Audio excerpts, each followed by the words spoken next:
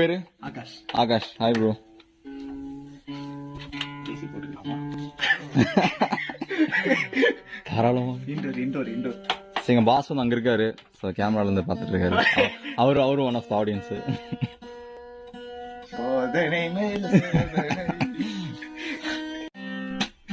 நீங்க ரெடினா போலாம்.